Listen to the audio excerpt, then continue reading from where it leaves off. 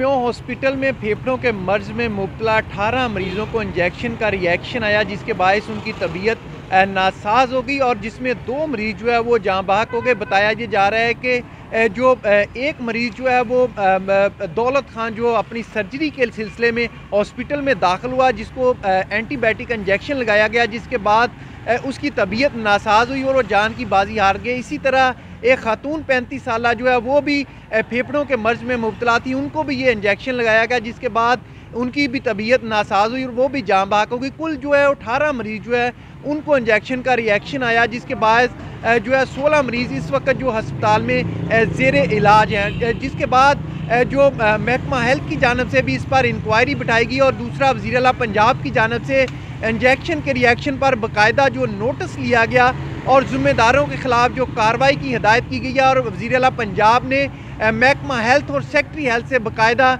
इसकी जो है तमाम तर जो रिपोर्ट है वो तलब कर ली गया और जो जाँ बहक मरीज़ हैं उनके लवाहिकीन से जो है वो दुख का इजहार किया। इसके साथ साथ जो ज़ेरे इलाज मरीज़ हैं उनके लिए तमाम तर जो तिबी सहूलियात वो फराहम करने की हिदायत की गई है। और ये कहा गया है कि जो भी इस इंजेक्शन के मामले में जो ज़िम्मेदार हैं उनके ख़िलाफ़ सख्त कार्रवाई की जाएगी। चंद रोज़ कबल जो है वज़ीर आला पंजाब की जानब से म्यो हॉस्पिटल का दौरा किया गया और नाक़िस इंतज़ामात पर MS जो है म्यो हॉस्पिटल उनको मुअत्तल भी किया गया था। इसके बाद ये जो इंजेक्शन एंटीबायोटिक इंजेक्शन जो मरीज़ों को लगाया गया, जिसके बाद 18 मरीज़ों की जो तबीयत है वो नासाज हुई, जिसमें 2 मरीज़ जो है वो जाँ बहक हो गए। जी।